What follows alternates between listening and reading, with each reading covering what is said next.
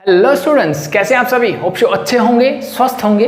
तो next topic start करते हैं प्रोबेबिलिटी का, and that is your independent events. क्या पढ़ेंगे हम आज? इंडिपेंडेंट इवेंट के बारे में पढ़ेंगे, उनकी प्रोबेबिलिटी कैसे निकाली जाती है, क्या रिलेशनशिप होता है, उनके बारे में आज हम बात करने वाले हैं। ठीक है, तो आप नीचे देखोगे कि इसके नीचे मैंने एक और चीज लिखी है, that is your mutually exclusive event. ये क्या होता है भाई? क्या हमने ये 11th स्टैंडर्ड में पढ़ा है? सर बिल्कुल पढ़ा हुआ है। ठीक है, हमने ये क्या पढ़ा हुआ है? 11th स्टैंडर्ड में पढ़ा हुआ कि म्यूचुअली एक्सक्लूसिव इवेंट क्या होता है। तो ये मैं पहले क्यों बता रहा हूँ? क्योंकि नॉर्मली बच्चों को प्रॉब्लम रहती है, वो इंडिपेंडेंट और म्यूचुअली एक्सक्लूसिव इवेंट के बीच में जो डिफरेंस होता है वो आइडेंटिफाई नहीं कर पाते। तो ये बहुत सिंपल सा है। ठीक है, एक बार इसको समझ लेते हैं, फिर हम क्वेश्चन जो है वो इसी से रिलेटेड, टॉपिक हमारा यही रहेगा। ठीक है, बट इन दोनों के बीच में क्या डिफरेंस है उसको ध्यान से समझ लो। सो म्यूचुअली एक्सक्लूसिव इवेंट्स के बारे में अगर मैं बात करूं तो चलो एक मैं छोटा सा एग्जांपल ले लेता हूं कि मैंने एक डाई को क्या किया, थ्रो किया। सो अगर मैं डाई थ्रो करता हूं तो मुझे ये बताइए मेरे सैंपल स्पेस क्या होंगे? सर ये 1 2 3 4 5 6 ये होते हैं सर एक डाई को थ्रो करने से। अब मान लो मैंने एक इवेंट डिफाइन किया A, and that is your even number. मैंने एक इवेंट ए डिफाइन किया, वो क्या है सर? Even number. तो क्या मुझे बता सकते हैं इसमें क्या क्या आउटकम्स आएगी? सर इवन नंबर मतलब आएगा 2 आएगा, 4 आएगा एंड 6 आएगा। Clear? Hope it is clear. अब अगर मैं बात करता हूं B an event of odd number, मैंने क्या डिफाइन किया? ऑड नंबर के बारे में एक और दूसरा इवेंट, और ये ऑड नंबर क्या होते हैं सर? 1 3 एंड 5। अब अगर मैं ध्यान से देखूं इन दोनों इवेंट्स को, अगर मैं ध्यान से देखूं, इनकी आउटकम्स को ध्यान से देखूं, तो मुझे पता लगेगा सर इन दोनों में कुछ भी कॉमन नहीं है। इन दोनों इवेंट्स में अगर मैं बात करता हूं ए इंटरसेक्शन बी की, तो वो क्या आपको मिलेगा सर? वो मिलेगा 5, मीन्स नल सेट। मतलब इन दोनों में कुछ भी कॉमन नहीं है। ध्यान से देखो 2 4 6 इवन नंबर, 1 3 5, तो दोनों में कुछ भी कॉमन नहीं है। इसका मतलब इस टाइप के इवेंट को हम क्या बोलते हैं sir? Mutually exclusive event. Hope so ये बात क्लियर है। ठीक है, सो अब हम बात करते हैं भाई ये इंडिपेंडेंट इवेंट से कैसे अलग है, तो इन दोनों में क्या डिफरेंस है। तो ध्यान से देखो, म्यूचुअली एक्सक्लूसिव इवेंट जो है, मैंने आपको देखा कि हाँ मेरे पास इवेंट मैंने निकाला और उसी के बीच में बात की कि इन दोनों इवेंट्स में जो आउटकम्स आ रही है, ठीक है, यानी दोनों इवेंट के जो सेट बन रहे हैं, उन सेट में कोई भी एलिमेंट जो है वो कॉमन नहीं है, कोई भी आउटकम जो है वो कॉमन नहीं है। तो मैंने बात की वो म्यूचुअली एक्सक्लूसिव इवेंट होंगे। लेकिन जब मैं बात करता हूं इंडिपेंडेंट इवेंट के बारे में, तो हम बात करेंगे प्रोबेबिलिटी के बारे में। किसके बारे में बात करेंगे सर? प्रोबेबिलिटी के बारे में। जैसे ये क्या है? इंडिपेंडेंट, मतलब जो डिपेंडेंट ना हो। क्या डिपेंडेंट ना हो भाई? ठीक है, तो हम बात करेंगे प्रोबेबिलिटी। फॉर एग्जांपल, जैसे मैं एक छोटा सा एग्जांपल लेता हूं कि चलो मैं कार्ड्स के बारे में ले लेता हूं। ठीक है, कार्ड्स, या फिर सिंपल ले लो। चलो मैंने बोला कि मेरे पास 5 ब्लैक बॉल्स हैं और 3 मेरे पास क्या है? वाइट बॉल्स हैं। टोटल कितनी होगी सर? टोटल 8 बॉल्स सर हैं। सो मैं क्या एक काम करता हूं कि मैं एक बॉल निकालता हूं। ठीक है, मैंने क्या किया? एक बॉल निकाली। ठीक है, यहां से टोटल मेरे पास 8 बॉल्स हैं, मान लो एक बैग के अंदर रखी हुई है। और मैं आपसे पूछता हूं what is the probability of a white ball. मैंने आपसे पूछा व्हाइट बॉल आने की प्रोबेबिलिटी क्या होगी। तो सर मैंने देखा white is 3, total is 8 means 3/8। That's your answer. Simple है, बहुत ही आसान है सर ये तो। ठीक है, अब मैंने एक काम किया, मैंने एक बॉल निकाली, वो व्हाइट आई, उसकी प्रोबेबिलिटी मैंने फाइंड आउट की और उस बॉल को वापस से उस बैग में रख दिया। ठीक है, मैंने एक बॉल यहां से निकाली थी। ठीक है, नॉर्मली हम जब लास्ट क्लास में क्वेश्चन कर रहे थे क्या कर रहे थे? एक बॉल मैंने निकाली और उसको मैंने साइड में रख दिया, फिर मैंने दूसरी बॉल निकाली। यहां पे मैं क्या कर रहा हूं सर? मैंने एक बॉल निकाली, ठीक है, प्रोबेबिलिटी फाइंड आउट की, वापस रख दिया उसको। वापस रखने से वापस से बॉल वैसे ही हो गई। अब मैं आपसे पूछूं what is the probability of a black ball, तो क्या होगी सर? सो मेरा आंसर आएगा सर ब्लैक बॉल इज 5/8। अगर मैं ध्यान से देखूं तो पहले मैंने व्हाइट बॉल निकाली, लेकिन उस बात का इस बात पे कोई फर्क नहीं पड़ा कि मैं बाद में ब्लैक बॉल की प्रोबेबिलिटी निकाल रहा हूं। ठीक है, यानी जो फर्स्ट इवेंट मेरा हुआ उस बात का सेकंड इवेंट की प्रोबेबिलिटी पे कोई फर्क नहीं पड़ा। तो अगर मैं इनको अलग अलग से डिफाइन करना चाहूं कि इस इवेंट को मैं इवेंट ए की तरह डिफाइन करूं, so that become 3/8 simply the probability of a white ball. और इस इवेंट को मैंने कैसे डिफाइन किया? सर ये इवेंट पहले हो चुका है, ठीक है, और फिर मैंने इवेंट बी निकाला, it mean this is your B/A। ये भी किसके इक्वल आ रहा है? 5/8 के सिंपल इक्वल आ रहा है सर। कैसे भाई? मैंने एक बॉल निकाली, देखा, उस प्रोबेबिलिटी चेक की और वापस से मैंने उस बॉल को वापस से बैग में रख दिया। तो अल्टीमेटली मेरी बैग में जितनी बॉल थी जो इनिशियल था वही रहा।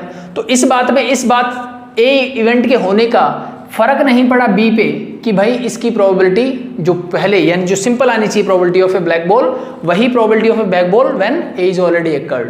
सो इस इवेंट ए का इस बी पे क्या हुआ, कोई भी इवेंट की प्रोबेबिलिटी का मैं बोलूं कोई भी फर्क नहीं पड़ा, तो इस टाइप के इवेंट को हम क्या बोलेंगे, इंडिपेंडेंट इवेंट्स बोलेंगे। तो चीजें समझ में आई।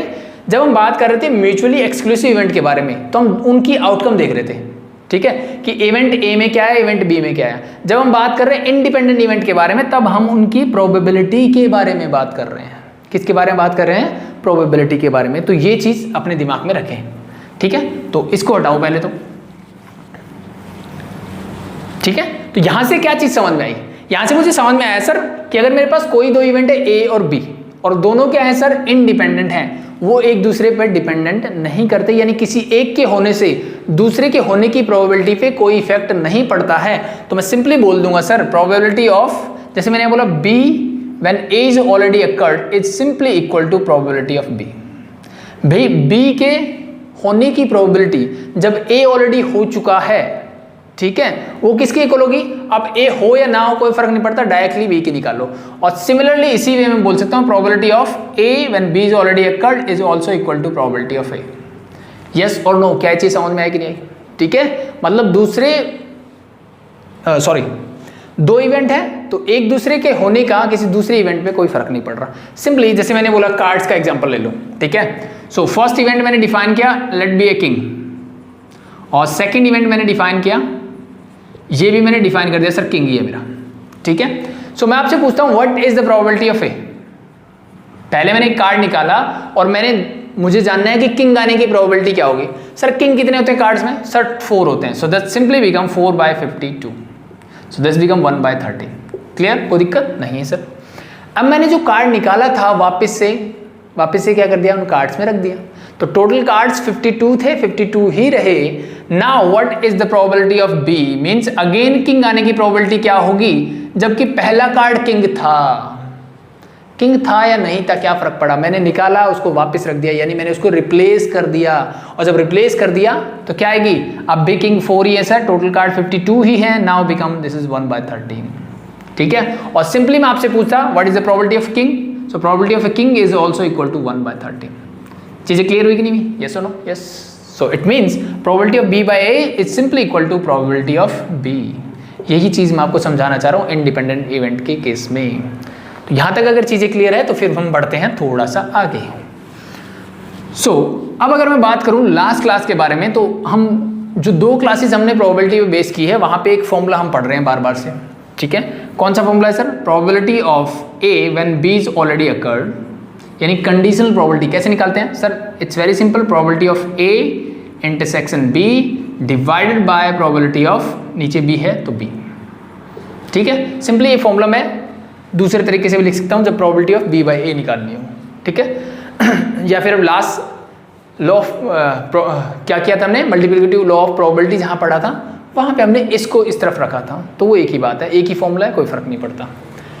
सो अब ये फॉर्मूला हमने पढ़ा, तो अगर मैं आपसे ये बोल दूं कि भाई मेरा इवेंट ए और बी जो है क्या है सर, इंडिपेंडेंट है, क्या है सर, इंडिपेंडेंट है, तो इसका मतलब क्या है, तो ये मैंने अभी भी सिखाया, probability of A by B is equal to probability of A होगी। तो इसको लिख दो प्रोबेबिलिटी ऑफ ए, इसको ले आते हैं इधर, तो this become into probability of B is equal to probability of A intersection B. बस ये चीज अपने दिमाग में रखना कि दो इवेंट जो है वो म्यूचुअली इंडिपेंडेंट कब होंगे, इंडिपेंडेंट इवेंट कब मैं बोलूँगा उनको, जब उनके इंटरसेक्शन की प्रोबेबिलिटी जो है उनकी इंडिविजुअल प्रोबेबिलिटी के प्रोडक्ट के इक्वल हो जाएगी। तो ये मेरी कंडीशन होती है किसी भी 2 इवेंट के इंडिपेंडेंट होने की। अगर ऐसा ना हो तो भाई इंडिपेंडेंट नहीं है तो क्या होंगे, डिपेंडेंट होंगे। इट मीन्स अगर मैं बोल दूं कि probability of A into probability of B is not equal to probability of A intersection B, then we can say A and B are dependent. A और बी कैसे हो जाएंगे सर, मेरे डिपेंडेंट हो जाएंगे। और नॉर्मली कई बार हम वर्ड यूज करते हैं ना, नॉट इंडिपेंडेंट, बात एक ही है, दैट्स इट। तो बस ये चीजें अपने दिमाग में रखें, ठीक है भाई, हो जाएगा clear, sorry, that's it, that's simple. तो इसी फंडे पे बेस्ड हम सारे क्वेश्चंस करने वाले हैं कि दो इवेंट मैं कैसे आइडेंटिफाई करूं। जैसे मैंने लास्ट जो क्वेश्चंस आपको बताया ना, वहां पे आइडेंटिफाई करना थोड़ा आसान है मेरे लिए कि भाई ये इंडिपेंडेंट है कि नहीं, ठीक है। बट हर क्वेश्चंस के लिए मेरे लिए पॉसिबल नहीं होगा कि मैं आइडेंटिफाई कर पाऊँ कि भाई ऐसा ये इंडिपेंडेंट है कि नहीं है।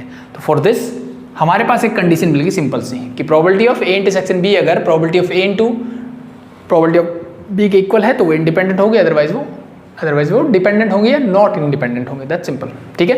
तो इस पे बेस्ड एक दो क्वेश्चंस देख लेते हैं, फिर हम आगे की चीजें पढ़ेंगे। सो देखो फर्स्ट क्वेश्चन ने क्या दिया है, if A and B are two events such that probability of A is equal to 1/4, probability of B is 1/3 and probability of A intersection B जो मुझे गिवन है that is half, then show that A and B are independent event. तो मुझे prove करना है कि ए और B क्या है, इंडिपेंडेंट इवेंट है। उसकी कंडीशन क्या है मेरे पास, बहुत सिंपल सी कंडीशन है सर, ये रही, ठीक है। तो ध्यान से देखो यहाँ से मुझे क्या करना है, सिंपल ये कंडीशन सेटिस्फाई कर दूंगा तो मैं बोल दूंगा कि ये इंडिपेंडेंट है। कैसे करोगे, it's very simple, probability of A निकालो इनटू प्रोबेबिलिटी ऑफ बी। क्या मेरे पास दोनों चीजें हैं सर, बिल्कुल है। Probability of A is 1/4, probability of B is 1/3 and that is equal to 1/12। यहाँ तक कोई दिक्कत सर, कोई दिक्कत नहीं है।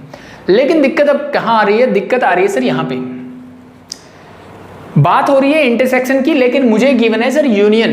तो क्या यूनियन से इंटरसेक्शन निकालना मुझे आता है सर, बिल्कुल आता है। कैसे निकालते हैं, बहुत सिंपल सा फॉर्मूला होता है sir, probability of A union B is equal to होता है probability of A plus probability of B and minus probability of A intersection B. बस फटाफट से वैल्यूज रखिए और निकालिए।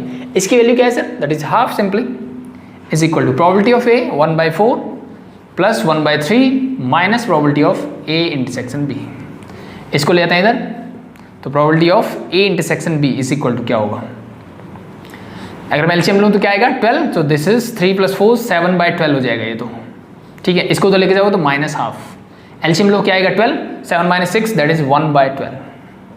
क्या आ गया, probability of A intersection B is 1/12, probability of A into B वो भी क्या आई 1/12। तो फ्रॉम 1 and 2 में क्या बोल सकता हूँ, फ्रॉम 1 and 2 में क्या बोल सकता हूँ, simply sir probability of A into B is equal to probability of A intersection B. Hence we can say that the event A and B are independent event. Simple और not, बहुत simple है sir, that's it, ठीक है। इसका मतलब बोल सकता हूँ दोनों इवेंट क्या है, दोनों इवेंट क्या है मेरे, इंडिपेंडेंट है, ठीक है।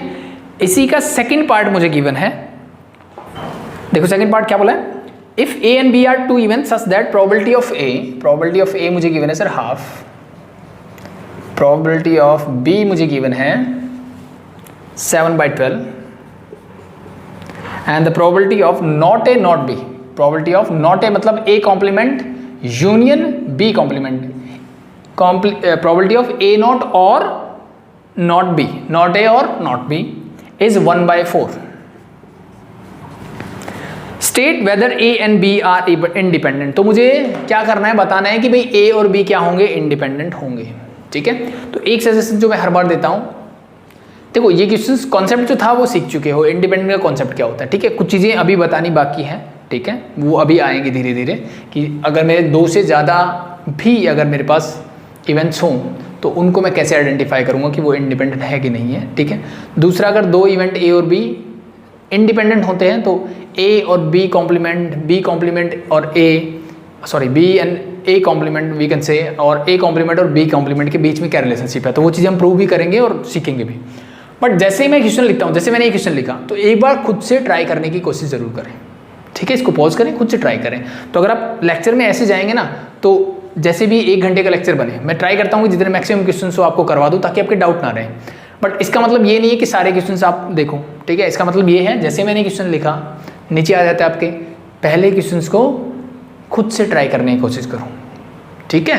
ट्राई करने के बाद नहीं होता है आप देख सकते हो, नो प्रॉब्लम, ठीक है। कॉन्सेप्ट को पकड़ो, जितना खुद से करोगे उतना बेटर है। तो 1-1.5 घंटे जितने में लेक्चर देखते हो आप, उतने में आपकी प्रैक्टिस भी साथ में हो जानी चाहिए। और ये बहुत आसान चैप्टर होते हैं, साथ साथ में आप मीन्स ये जो टॉपिक है 1 घंटे का, मैंने मान लिया कि 1 घंटे में पूरी एक्सरसाइज हम कंप्लीट कर लेंगे, तो उस एक्सरसाइज में आपका सब कुछ हो जाना चाहिए साथ साथ, ठीक है। मीन्स प्रैक्टिस भी आपकी यहीं हो जाए, सीख भी आप यहीं लो, दोनों चीज़ें एक साथ हो जाए। सिर्फ एक्स्ट्रा क्वेश्चन जो करने होते हैं अदर बुक से, वो आप अलग से करो, बस बाकी सारी चीज़ें हो जानी चाहिए इसके 1 घंटे में। सो चलो, मैं उम्मीद करता हूँ इतना बोलने के बाद आपने ट्राई करके देखा होगा। सो देन अगेन मैं आता हूं कि मुझे बताना है कि ए और बी जो है इंडिपेंडेंट है कि नहीं, तो उसके लिए मेरे पास सिर्फ एक ही कंडीशन होती है sir, probability of A intersection B must be equal to probability of A into probability of B. अगर ऐसा है तो मैं बोल दूंगा वो इंडिपेंडेंट है, अदरवाइज मैं बोल दूंगा वो डिपेंडेंट है, यानी नॉट इंडिपेंडेंट है। तो अब यहां से अगर मैं ध्यान से देखूं तो मेरे पास दो चीजें हैं पहले से, पी ए और पी बी। मुझे प्रोबेबिलिटी ऑफ चाहिए ए इंटरसेक्शन बी, तो ये क्या होगी, ध्यान से देखो, ठीक है। इस बात को ध्यान से देखो, इस बात को मैं क्या उस फॉर्म में लिख सकता हूं, ठीक है। यहाँ कॉम्प्लीमेंट है, मुझे कॉम्प्लीमेंट हटाना है एक तरह से। तो अगर मैं चलो एक वेन डायग्राम अगर बनाऊं, ठीक है, let be this event A and this is your event B, ये दो चीजें मेरे पास, ठीक है। अब मुझे इसको वेन डायग्राम में रिप्रेजेंट करना है, कैसे कर सकता हूं, देखो ध्यान से। ए कॉम्प्लीमेंट देखो पहले क्या हो, ए को छोड़ दो सर। ए को छोड़ने का मतलब है, लेट बी मैं हॉरिजॉन्टल लाइन ड्रॉ करता हूं, ए को छोड़ करके, ए के अंदर नहीं आनी चाहिए हॉरिजॉन्टल लाइन, तो ए को छोड़ करके जो भी बचेगा वो आपका क्या होगा सर, ए कॉम्प्लीमेंट होगा। ये हम सब जानते हैं, हो गया, ठीक है, मतलब ए को छोड़ के सब कुछ हो गया, ए कॉम्प्लीमेंट। देन बात कर रहे हैं बी कॉम्प्लीमेंट, तो चलो मैं वर्टिकल लाइन यानी बी को छोड़ करके, सो ये वर्टिकल लाइन जहाँ जहाँ जा रही है वो हो जाएगा मेरा बी कॉम्प्लीमेंट। बी को छोड़ कर, बी के अंदर नहीं जानी चाहिए, सो ए के अंदर जाएगी सर, बिल्कुल जाएगी, हम बी कॉम्प्लीमेंट कर रहे हैं। So that's it, hope so it is clear. अब इन दोनों का यूनियन लेना है मुझे। यूनियन का मतलब सब कुछ जो ए और ए कॉम्प्लीमेंट और बी कॉम्प्लीमेंट में आता है, यानी जहां जहां मैंने लाइन ड्रॉ की, चाहे वो वर्टिकल हो चाहे वो हॉरिजॉन्टल हो, सब A complement union B complement में आएगा। तो अगर मैं ध्यान से देखूं तो सब में आई सिर्फ इस वाले पोर्शन को छोड़ करके। अगर मैं इस वाले पोर्शन को छोड़ दूं तो बाकी पूरा पोर्शन ऐसा है जहां पे मेरी कोई ना कोई या तो वर्टिकल लाइन या हॉरिजॉन्टल लाइन आई है, ठीक है। मतलब जितना भी शेडेड पोर्शन है ये सारा रिप्रेजेंट कर रहा है मेरा probability of A complement union B complement को। लेकिन ये वाला जो पोर्शन बच गया जहां पे मैंने डॉट लगाई, ये किसको रिप्रेजेंट करता है sir, probability of A intersection B. Very good, this is something like this. So इस बात से मुझे क्या समझ में आता है, ये वाला पोर्शन जितना भी शेडेड पोर्शन है और जहां डॉट लगाए वो वाला ये पोर्शन है, तो क्या इसी बात को जो ये गिवन है इसको मैं 1 minus probability of A intersection B भी लिख सकता हूं, यस और नो, यस और नो सर, बिल्कुल लिख सकते हैं। मीन्स इस वाले पोर्शन को छोड़ के यही तो बचा, ठीक है। तो probability of this and probability of not this is equal to 1। तो इसका मतलब अगर मैं इसको 1 में से माइनस कर दूं, यानी this is your total 1। Probability के केस में ये पूरा यूनिवर्सल सेट मेरा 1 का काम करेगा। और मैंने प्रोबेबिलिटी कौन सी माइनस करनी है सर, जितना भी बच गया पूरा, तो बाकी क्या बचेगा सर, यही तो देगा मुझे, ठीक है। या फिर पूरे में से ये माइनस कर दूं तो यही तो बचेगा, यानी जिसकी मैं बात कर रहा हूं, बस यही कर दिया। अब ये निकालना है तो इसको इधर ले आओ, इसको उधर ले जाओ। तो probability of A intersection B, ठीक है, मैं इसको उधर ले गया, पॉजिटिव हो गया, ये इधर आएगा तो माइनस, तो 1 minus 1/4, it mean this simply 3/4। Hope show it is clear. यहां तक कोई दिक्कत मेरे हिसाब से नहीं होनी चाहिए। तो बस अब तो काम हो गया। Probability of A intersection B है मेरे पास, इन दोनों से दोनों का प्रोडक्ट निकालिए, क्या आएगा, probability of A into probability of B is equal to half into 7/12। क्या आ गया सर, 7/24। क्या ये इसके इक्वल है सर, नहीं है। तो मैं बोल सकता हूँ simply probability of A intersection B is not equal to probability of A into probability of B, therefore they are not independent और they are dependent events. Clear, hope so it is clear. आसान था। सो ये थोड़े से basic थे, ठीक है। तो इसको हटाते हैं, नेक्स्ट लेते हैं। तो क्वेश्चन नंबर 2 आप खुद से कर लेना, ठीक है। डाई से रिलेटेड बहुत आसान सा छोटा सा है, तो वो आप करेंगे। क्वेश्चन नंबर 3 देखिए क्या बोला है कि 3 कॉइन्स आर टॉस साइमल्टेनियसली। तो भाई 3 कॉइन जब मैं टॉस करता हूँ आउटकम्स ये होती है, हम सब जानते हैं, तो मैंने पहले से लिख दिया ताकि टाइम बच जाए थोड़ा हमारा, ठीक है भाई। Consider the event E 3 heads और 3 tails। एक इवेंट ई है भाई, और इसमें क्या होना चाहिए, या तो 3 हेड होने चाहिए या 3 टेल्स होने चाहिए। तो क्या क्या हो सकते हैं भाई, तो मेरे लिए 2 ही आउटकम्स पॉसिबल है, ये और ये। इट मीन्स इसमें हो सकता है हेड हेड हेड और tail tail tail, that's simple. Next event इसने डिफाइन किया, इवेंट एफ, और वो क्या बोलता है कि एटलीस्ट 2 heads आर देयर, कम से कम 2 हेड होने चाहिए। तो अब यहाँ ध्यान से देखो, इन सभी आउटकम्स में एटलीस्ट 2 heads हैं, ठीक है। 2 से ज़्यादा चलेंगे एटलीस्ट का मतलब, लेकिन 2 से कम नहीं होनी चाहिए। तो कितनी आउटकम्स आएगी, ये चारों।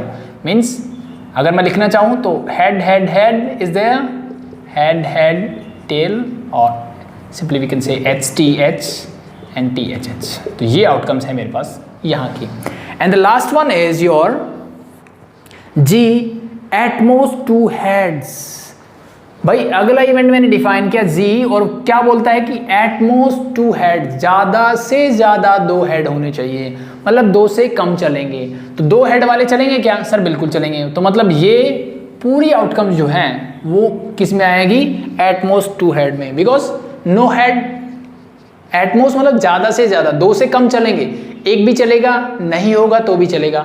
मीन्स ये सारी 7 आउटकम्स जो होंगी इसमें होगी, सिर्फ इसको छोड़ दो। ठीक है, तो इसका मैं सीधा नंबर लिख देता हूं, आप लिख देना बीच में। ठीक है, कितने आउटकम्स है टोटल? 7 आउटकम्स है देगा। तो hope so it is clear to all of you. अब इसने बोला क्या है? Of the pairs EF, EG and FG determine which are independent and which are dependent. तो भाई मुझे क्या करना है? 2-2 लेने हैं पहले। जैसे मैंने पहले EF ले लिया, फिर FG लेना और फिर EG लेना। 2-2 के पेयर बन रहे हैं ना 3, तो उनको चेक करना है कि वो मेरे डिपेंडेंट हैं कि इंडिपेंडेंट हैं। तो भाई इंडिपेंडेंट और डिपेंडेंट की कंडीशन तो यही है हमारी, अगर इक्वल होगा तो इंडिपेंडेंट, इक्वल नहीं होगा तो इंडिपेंडेंट, सिंपल सा है। तो कोई भी 2 पार्ट लेके मैं आपको करवाता हूँ। ठीक है, क्या करेंगे हम? एक मैं करवाऊंगा, बाकी के 2 पार्ट आप करेंगे खुद से। तो कोई भी एक चॉइस से बोल सकते हैं। ठीक है, तो F और G थोड़ा बड़ा है, चलो इनको ही कर लेते हैं। इनको मैं करवा देता हूँ कि F और G मैं चेक करूंगा, आपको बताऊंगा कि ये इंडिपेंडेंट है या नहीं है। बाकी के 2 पार्ट आपका काम रहेगा खुद से करने का। ठीक है, सो देखो क्या करना है सर। इसके लिए मुझे इन दोनों का इंटरसेक्शन चाहिए। ठीक है, और इन दोनों की प्रोबेबिलिटी भी चाहिए। तो मैं आपसे अगर सिंपली पूछूं कि प्रोबेबिलिटी ऑफ इवेंट F क्या होगी, इवेंट F के होने की प्रोबेबिलिटी क्या होगी, तो सर आउटकम्स कितनी यहाँ पे? 1 2 3 4। So it is simply 4 divide by total outcomes कितनी है sir? 8। Simply we can say half. Now the probability of event G is, ठीक है, प्रोबेबिलिटी ऑफ इवेंट G के होने की प्रोबेबिलिटी क्या होगी? G में आउटकम कितनी है सर? 7, यानी इसको छोड़ के बाकी सब आएगी। तो दिस सिंपली बिकम 7/8। ठीक है, इन दोनों का प्रोडक्ट निकाल लो पहले। दोनों का क्या निकाल लिया मैंने? प्रोडक्ट निकाला। क्या आएगा sir? Half into 7/8 mean simply become 7/16। चीजें क्लियर? यस। अब इन दोनों का लेना है मुझे इंटरसेक्शन। दोनों के क्या लेना है? इंटरसेक्शन। तो एक बार इसको हटा दूंगा सैंपल स्पेस को। इसको मैंने मान लिया कि यही मेरा क्या था? इवेंट G है। अब मुझे बताइए दोनों के इंटरसेक्शन में क्या क्या आएगा? सर एक इवेंट ये है, एक ये, दोनों के इंटरसेक्शन में देखिए ये तो नहीं है इसमें, तो HHT सर बिल्कुल है। एक तो ये आ गया कॉमन, एक ये वाला कॉमन है सर, और एक है मेरे पास ये वाला कॉमन, यही है। तो 3 इवेंट मेरे पास क्या है? कॉमन है। Means number of outcomes in किस में भाई? F intersection G। ठीक है, मैं नंबर ऑफ लिख रहा हूं, आप डायरेक्टली पहले सेट बना के दिखा सकते हो कि इसका इंटरसेक्शन क्या होगा। इन तीनों एलिमेंट्स को लिख देना। नंबर कितना है सर? 3। तो इसकी प्रोबेबिलिटी क्या होगी बताइए मुझे? Probability of F intersection G divide by F intersection G। So total favourable outcome कितनी है? 3। टोटल क्या रहेगी? 3/8। सो दिस इज द प्रोबेबिलिटी। क्या ये इसके प्रोडक्ट के इक्वल है? नहीं सर। तो मैं बोलूंगा probability of F intersection Z is not equal to probability of F into probability of Z। इसका मतलब क्या होगा? सिंपली ये डिपेंडेंट है ना कि इंडिपेंडेंट है। क्लियर? सो इसी हिसाब से आप बाकी के क्वेश्चंस को कर सकते हो आराम से, कोई दिक्कत नहीं होगी। ठीक है, easy, I think very easy.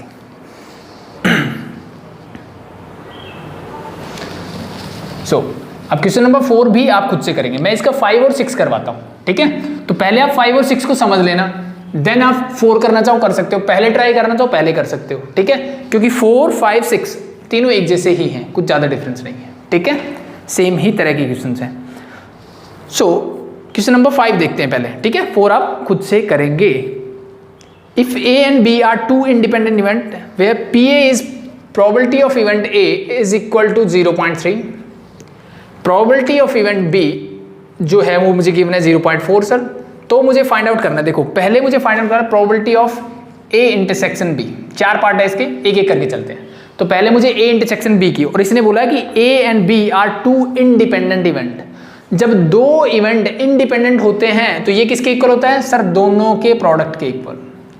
1 marker है सर, बहुत ही आसान है, बस मल्टीप्लाई कर दो। Probability of A means 0.3 into 0.4, it simply become 0.12। That's your answer. Clear? Hope so it is clear. Now next पूछा है उसने probability of A union B क्या होगा। तो क्वेश्चन नंबर 4 का जो फर्स्ट पार्ट है वो यही है। ठीक है, तो हो जाएगा अपने आप। अब मुझे बताइए A यूनियन B क्या होगा। सर प्रोबेबिलिटी ऑफ ए है मेरे पास, बी है मेरे पास, और probability of A intersection B है मेरे पास, तो फॉर्मूला मेरे पास रेडी है। तो क्या आएगा, प्रोबेबिलिटी ऑफ ए मीन 0.3, मैं डायरेक्ट लिख रहा हूँ, फॉर्मूला आई थिंक आपको आता है। Probability of B 0.4 minus probability of A intersection B and that is your 0.12। ठीक है, इसको सॉल्व कर लो, जो भी आंसर हो that's your answer. The next thing is probability of A when B is already occurred, means conditional probability निकालनी है मुझे। तो भाई जब ए और बी इंडिपेंडेंट होंगे तो ये किसके इक्वल होगा, सर प्रोबेबिलिटी ऑफ ए के इक्वल होगा, और वो किसके इक्वल है सर, 0.3 के इक्वल। सिमिलरली इसने लास्ट पार्ट में पूछा है probability of B when A is already occurred, so this simply equal to probability of B when they are independent. ये ध्यान रखना, इंडिपेंडेंट गिवन है, यहाँ पे गिवन नहीं होगा तो मैं ऐसा नहीं बोल सकता, so that simply equal to 0.4। Easy, I think बहुत ईजी है।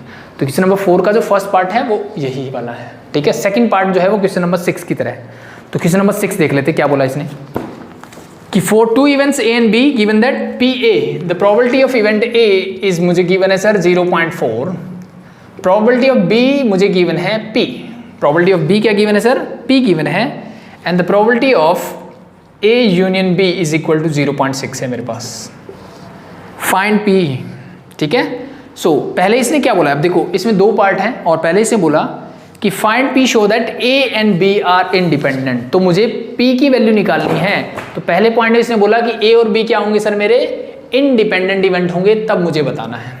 ठीक है, सो इंडिपेंडेंट इवेंट दिमाग में आते ही मेरे पास आ जाना चाहिए कि मेरे पास एक ही तरीका है सर इंडिपेंडेंट इवेंट का, कि probability of A intersection B जो है वो इन दोनों के प्रोडक्ट के इक्वल होगी, means this simply become 0.4 p। Yes और नो, ये पता है, यस। अब यूनियन गिवन है मुझे, फॉर्मूला लगा दो यूनियन का क्या होता है, probability of A union B किसके इक्वल होगी sir, probability of A plus probability of B minus probability of A intersection B. Put the values and get your answer. ये क्या है sir, 0.6 plus sorry equal to probability of A 0.4, probability of B sir ये है p, minus probability of A intersection B that is 0.4 p। 0.4 को इधर ले आओ तो ये तो हो जाएगा 0.2 p और minus 0.4 p, this become 0.6 p। ठीक है, सॉल्व करो, p इज इक्वल टू क्या आ जाएगा 0.2 डिवाइड बाय 0.6, सो ये आ जाएगा 1/3। That's your answer. Easy, it's very easy, that's it. और इस सेकंड पार्ट में इसने बोल दिया कि ए और बी क्या है सर, मेरे म्यूचुअली एक्सक्लूसिव इवेंट हैं। ए और बी क्या है, म्यूचुअली एक्सक्लूसिव, जिसकी हमने बात लेक्चर के स्टार्टिंग में ही कर ली थी। ये क्या होता है भाई, क्या मुझे बताएंगे सर? म्यूचुअली एक्सक्लूसिव मतलब उनके बीच में कुछ भी कॉमन नहीं होता। यानी क्या होता है, अगर मैं बात करता हूं म्यूचुअली एक्सक्लूसिव की, तो अगर मैं बोलता हूं ए यूनियन बी किसके इक्वल होगा, probability of A plus probability of B के इक्वल हो जाएगा। यस और नो सर, बिल्कुल ऐसा होगा। क्यों? क्योंकि जो हम इंटरसेक्शन यहाँ पे लगाने वाले हैं ना सर, तो उसके लिए तो कोई एलिमेंट ही नहीं है। एलिमेंट नहीं है मतलब ये प्रोबेबिलिटी क्या होगी, इक्वल टू 0 होगी। हमने पढ़ा ना कि इवेंट दोनों के इंटरसेक्शन यानी दोनों में कोई भी कॉमन एलिमेंट नहीं होता, मतलब दोनों के इंटरसेक्शन में एलिमेंट क्या है, 0। और जब भाई एलिमेंट 0 हैं, ठीक है, तो 0 divide by something is always equal to 0, तो प्रोबेबिलिटी भी क्या होगी, 0 होगी। सो दैट्स वाई बस इस चीज़ के लिए हम ये कंडीशन यूज करते हैं जब दो इवेंट मेरे क्या होते हैं, म्यूचुअली एक्सक्लूसिव होते हैं। ठीक है, so just put the values. ये मेरे पास क्या है सर, 0.6 है, प्रोबेबिलिटी ऑफ ए 0.4 है, और ये मेरे पास है p। इसको ले आओ तो p की वैल्यू क्या आ जाएगी, सिंपली 0.2। तो सेकंड पार्ट का आंसर जो होगा मेरा ये होगा। Hope show it is clear. ठीक है भाई, so that's your question number 6। सो आगे बढ़े, क्वेश्चन नंबर 7 देखते हैं। तो क्वेश्चन नंबर 7 एक तरह से मेरा क्या है, एक तरह से बोल सकते हो जो स्टार्टिंग में हमने चीज सीखी थी ना, मैंने आपको बताई थी, बस उसी चीज को प्रूव करना है। क्या बोला इसने, ध्यान से सुनो। Two event A and B corresponding to a random experiment are independent, then prove that probability of A when B is already occurred equal to probability of A। तो इसने क्या बोला कि दो इवेंट है मेरे पास A और B सर, A और B दो इवेंट हैं, ठीक है, और दोनों क्या है सर, इंडिपेंडेंट है। क्या है सर, इंडिपेंडेंट। तो मुझे प्रूव करना है, क्या प्रूव करना है सर, कि probability of A when B is already occurred is equal to probability of A। ये मुझे प्रूव करना है सर। तो कैसे करोगे, देखो ध्यान से। ठीक है, कुछ नहीं है, मेरे पास सिंपल सी कंडीशन है भाई, मैं उसी के बेसिस पे ही क्वेश्चंस को सॉल्व करूंगा। क्या कंडीशन है मेरे पास कि सर दो इवेंट जब क्या होते हैं इंडिपेंडेंट होते हैं, तो मुझे पता है probability of A intersection B जो है वो किसके इक्वल होती है, probability of A into probability of B के इक्वल होती है। क्या ये पता है हमें? सर बिल्कुल पता है। ठीक है, यस और नो? यस। तो बस इसी का यूज करना है। तो when A and B are independent event, तो हम ये लिख सकते हैं, यस और नो? यस। अब ये फाइंड आउट करो क्या होगा, probability of A when B is already occurred. तो सर ये तो हमने पहली क्लास में सीख लिया था। ये होता है sir probability of A intersection B divide by, नीचे कौन सा है, B, पहले कौन सा हो चुका है, B, तो प्रोबेबिलिटी ऑफ B की। यस और नो? Sir yes. तो जब ये इंडिपेंडेंट है तो इस बात को मैं ऐसे लिख सकता हूँ, लिख दीजिए, so this simply become probability of A into probability of B whole divide by probability of B। That's it. This and this get cancel out, you get probability of event A। यही prove करना था, hence proved. Easy, it's very very easy. ठीक, next चीज है हमारी, मैंने बोला कि A और B दो इवेंट है सर मेरे पास, और दोनों क्या है, इंडिपेंडेंट है। दोनों क्या है सर, इंडिपेंडेंट है। तो अगर मैं आपसे पूछूं A और B कॉम्प्लीमेंट के बीच में क्या रिलेशनशिप होगा, या फिर A कॉम्प्लीमेंट और B के बीच में क्या रिलेशनशिप होगा, या फिर A complement and B complement के बीच में क्या होगा। ठीक है, मतलब क्या है, अगर A B मेरा इंडिपेंडेंट है तो A और B कॉम्प्लीमेंट इंडिपेंडेंट होंगे कि डिपेंडेंट होंगे? ये सभी जो भी पेयर मैंने लिखा ये सारे क्या होंगे, इंडिपेंडेंट ही होंगे। ये सारे क्या होंगे, इंडिपेंडेंट ही होंगे। और इसी बात को हम प्रूव करते हैं पहले। ठीक है, इसी बात को हम प्रूव कर देते हैं, बहुत आराम से, बहुत आसानी से प्रूव हो जाएगी चीज़ें। अगर ये इंडिपेंडेंट गिवन है तो बाकी सारे इंडिपेंडेंट होते हैं। एक चीज़ ध्यान रखना, अगर मैं आपसे पूछूं A और A कॉम्प्लीमेंट के बारे में क्या ख्याल है आपका, A और A नहीं होने के, A और नॉट A के बारे में क्या ख्याल है? क्या ये डिपेंडेंट होते हैं कि इंडिपेंडेंट होते हैं? ठीक है, देखने में इंडिपेंडेंट लगते हैं, म्यूचुअली एक्सक्लूसिव होते हैं, इनके बीच में कुछ कॉमन नहीं होता, but they are not independent, they are dependent event. भाई जब A होगा तो A डैश नहीं हो सकता, और जब A कॉम्प्लीमेंट होगा तो फिर A नहीं हो सकता। ठीक है, तो ये नॉर्मल से ही पता लगता है कि ये डिपेंडेंट होते हैं, इंडिपेंडेंट नहीं होते। बाकी इस चीज़ को आप आराम से वेरीफाई कर सकते हो, किससे, जो हमारे पास डिपेंडेंसी का फॉर्मूला है। इसकी प्रोबेबिलिटी होने की कुछ होगी, इसकी भी कुछ होगी, दोनों का प्रोडक्ट मतलब कोई एक नंबर देगा मुझे, यस और नो? यस। बट इन दोनों का इंटरसेक्शन क्या देगा भाई, इन दोनों का इंटरसेक्शन मतलब कुछ भी कॉमन नहीं, मतलब जीरो। तो इनका इंटरसेक्शन की प्रोबेबिलिटी जो होगी वो जीरो होगी, बट इनकी प्रोबेबिलिटी कभी भी जीरो, कुछ केसेस में मे भी जीरो मिल जाए, बट हमेशा नहीं होगी। तो रूल्स हमारे हमेशा के लिए बनते हैं। चीज़ें क्लियर? तो ये ध्यान रखना कि कोई भी इवेंट और उसका कॉम्प्लीमेंट कभी भी इंडिपेंडेंट नहीं होते हैं, वो डिपेंडेंट होते हैं एक दूसरे पे। ठीक है, तो इस चीज़ की बात कर ले। तो मेरे पास गिवन क्या है, यहाँ पे ध्यान से देखना, मेरे पास गिवन यही रहेगा कि A एंड B जो है वो इंडिपेंडेंट इवेंट है। A और B जो है वो इंडिपेंडेंट इवेंट है। ठीक है, तो अब मुझे प्रूव करना है कि भाई A और B कॉम्प्लीमेंट, चलो मैं पहले लेता हूँ कि A और B कॉम्प्लीमेंट क्या होंगे, A और B कॉम्प्लीमेंट क्या होंगे मेरे, dependent event, sorry independent event होगी, ये मुझे प्रूव करना है। ठीक है, तो इसका ध्यान से देखो प्रूफ। ठीक है, इसके लिए बस छोटी छोटी चीज़ें आपको आनी चाहिए, जैसे मैंने वेन डायग्राम सीखा हुआ है, तो वेन डायग्राम अगर आपको आता है तो कोई दिक्कत नहीं है। अगर मैं बोलूँ कि मेरे पास एक इवेंट A है, और देखो इंडिपेंडेंट प्रूव करने का तरीका एक ही है मेरे पास। अगर मैं बोलता हूँ कि ये दोनों इंडिपेंडेंट है, मतलब probability of A intersection B complement, this must be equal to probability of A into probability of B complement. That's simple, यही तो प्रूव करना है मुझे, ऐसा नो? यस, बस इसी बात के लिए जाना है बस। तो इसके लिए मैंने क्या किया, इवेंट A को मैं क्या ऐसे लिख सकता हूँ, A intersection B union A intersection B complement.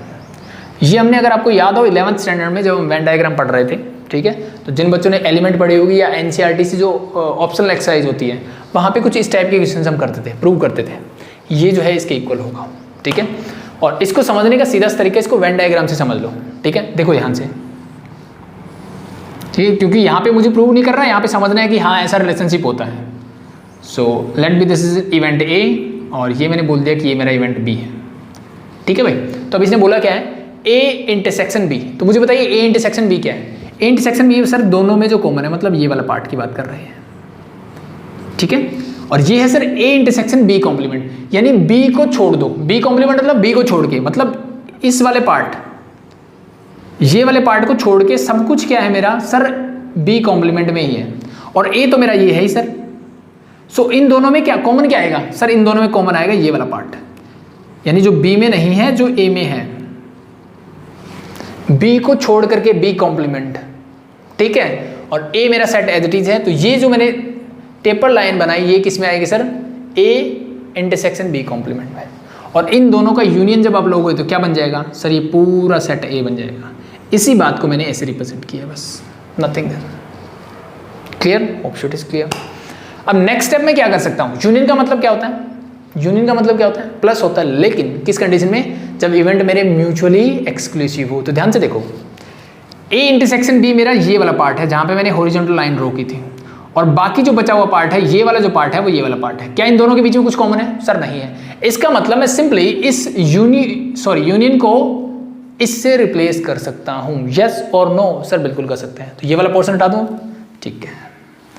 अब ध्यान से देखो, मेरे पास ए इंटरसेक्शन बी क्या होगा? सर मुझे बोला गया कि ए और बी इंडिपेंडेंट इवेंट है, इसका मतलब सॉरी दिस इज प्रोबेबिलिटी, ठीक है। तो अब मैं इसी बात को प्रोबेबिलिटी की फॉर्म में लिख लेता हूं। सॉरी मैंने प्रोबेबिलिटी पहले नहीं लिखा, but it's okay. Plus probability of A intersection B complement, ठीक है। एक ही बात है, इवेंट्स की बात कर रहे थे, प्रोबेबिलिटी की बात कर लो, कोई फर्क नहीं पड़ेगा। तो मैंने डायरेक्टली इसको ऐसे लिख लिया कि प्रोबेबिलिटी ऑफ इवेंट ए को मैं ऐसे लिख सकता हूं। ये सुनो, चीजें मैंने वेन डायग्राम से समझा दी, सेम एज इट इज वैसा ही कॉन्सेप्ट है। तो अगर अब ये मेरे क्या है? इंडिपेंडेंट इवेंट है, तो मैं इनको लिख सकता हूं probability of A is equal to probability of A into probability of B is plus probability of A intersection B complement. देखो इसको प्रूव करने के लिए यही वाली चीज चाहिए मुझे, तो इसका मतलब ये मुझे चाहिए, इसको उठा के उधर ले जाओ। ये जब उधर जाएगा तो minus equal to this, common लो लो, प्रोबेबिलिटी ऑफ ए कॉमन आ गया तो 1 माइनस प्रोबेबिलिटी ऑफ बी। अब मुझे बताइए 1 माइनस प्रोबेबिलिटी ऑफ बी क्या होगा? क्या होगा भाई 1 minus something means simply probability of B complement, और ये प्रोबेबिलिटी ऑफ ए है ही मेरे पास।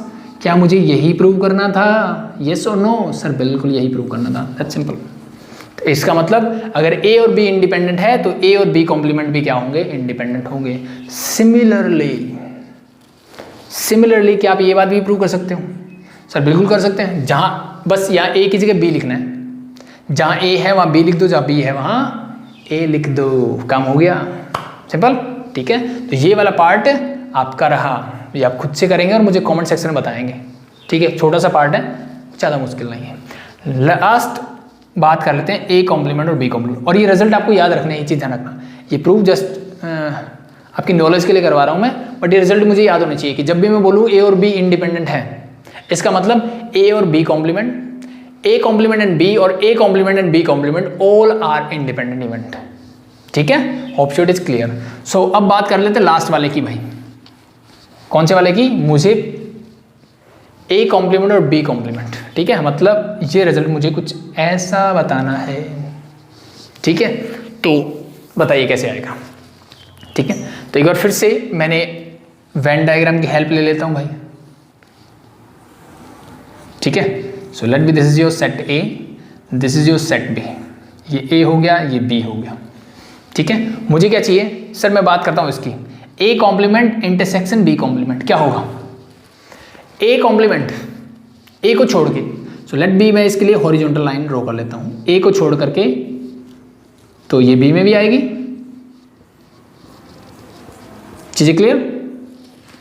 बी कॉम्प्लीमेंट कर ले बी को छोड़ के, ठीक है। तो बी को छोड़ के लेट मैं क्या करता हूं? वर्टिकल लाइंस ड्रॉ कर लेता हूं, ठीक है। बाकी चीजें आई थिंक ये पहले भी हमने डिस्कस कर लिया है। अब इन दोनों का इंटरसेक्शन क्या होगा ये बताइए मुझे। The probability of A complement intersection B complement क्या होगा इस वेन डायग्राम से? सर जहां हॉरिजॉन्टल वर्टिकल लाइन मैंने बनाई है, ठीक है, तो जो मेरी हॉरिजॉन्टल लाइन है वो डिफाइन कर रही है ए कॉम्प्लीमेंट को, और वर्टिकल लाइन डिफाइन कर रही है सर बी कॉम्प्लीमेंट, यानी बी को छोड़ करके। दोनों का इंटरसेक्शन मतलब दोनों में कॉमन, और दोनों का कॉमन क्या होगा? जहां मेरे को हॉरिजॉन्टल लाइन भी दिखे, जहां मेरे को वर्टिकल लाइन भी दिखे। तो मुझे बताइए हॉरिजॉन्टल वर्टिकल लाइन कहां दिख रही है आपको? सर ये अगर मैं बात कर दूं ए और बी सेट को छोड़ दूं और इस वाले पोर्शन को छोड़ दूं, यानी इस पूरे को छोड़ दूं, यहां से लेकर के ये वाला पोर्शन, और ये क्या है सर? सर ये है मेरा probability of A union B. इसको अगर मैं छोड़ दूं तो बाकी जो पोर्शन है वो इसी बात को रिप्रेजेंट कर रहा है। तो इसका मतलब ये है कि अगर मैं 1 minus probability of A union B इसको लिख दूं तो क्या बात बन जाएगी, ये सुनो, ठीक है।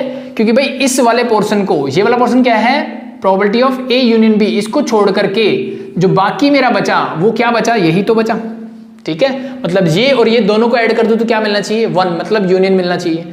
तो 1 माइनस, सॉरी यूनिवर्सल सेट मिलना चाहिए, तो 1 माइनस ये कर दूंगा तो यही मिलेगा, यस सुनो, यस। अब बात आ गई, अब यूनियन का फॉर्मूला मुझे आता है, बस यूज कर लीजिए। क्या होता है, दिस 1 माइनस, मैंने एज इट इज लिखा, क्या होता है, probability of A plus probability of B minus probability of A intersection B. क्या चीजें क्लियर, ये सुनो, यस। अब इस माइनस को अंदर ले जाओ तो ये माइनस और ये हो जाएगा मेरा सर प्लस, ठीक है। अब मुझे बोला गया है कि ए और बी इंडिपेंडेंट है, ए और बी अगर इंडिपेंडेंट है तो इंटरसेक्शन में मैं क्या लिख सकता हूं sir, probability of A into probability of B, ठीक है। और मुझे अल्टीमेटली इसकी मीनिंग चाहिए, तो यहां से ध्यान से देखो, पहली दो टर्म्स को अगर मैं इकट्ठा लिख लूं और बाद की दो टर्म से मैं क्या कर लेता हूं, क्या कॉमन ले सकते हो sir, probability of B minus, तो ये बचेगा 1 माइनस प्रोबेबिलिटी ऑफ ए। अब मुझे बताइए 1 माइनस प्रोबेबिलिटी ऑफ ए क्या होता है, चलो एक बार कॉमन ले लेते हैं, यहाँ भी सेम है, यहाँ भी सेम है, तो 1 माइनस प्रोबेबिलिटी ऑफ इवेंट ए मैंने बाहर निकाला, अंदर क्या बचा सर, यहाँ कुछ नहीं मतलब बचेगा 1, और यहाँ पे ये बाहर आ गया मतलब बचा प्रोबेबिलिटी ऑफ इवेंट बी। ये कैसे है, 1 minus probability of A means हम बात कर रहे हैं प्रोबेबिलिटी ऑफ ए कॉम्प्लीमेंट के बारे में, और ये क्या होगा sir, into probability of 1 minus probability of B means B complement के बारे में, दैट्स इट। सो इन दोनों का प्रोडक्ट किसके इक्वल है सर, इसके। इसका मतलब ये भी क्या है, ये भी क्या है, इंडिपेंडेंट इवेंट है, ठीक है। तो ये मैंने आपको बता दिया प्रूव करके, ठीक है, चीज़ें क्लियर है। तो ये रिजल्ट याद इंपॉर्टेंट है कि ये रिजल्ट मुझे पता होना चाहिए, और कैसे प्रूव करना है ये देखो, छोटी छोटी चीज़ें हैं जो आपको आनी चाहिए, ये कॉन्सेप्ट क्लियर कर देगी आपके। So hope so it is clear, ठीक है। अब एक चीज़ और मैं साथ साथ बता ही देता हूँ ताकि हमारा थ्योरेटिकल पार्ट कंप्लीट हो जाए और फिर हम सिर्फ क्वेश्चंस पे फोकस करेंगे।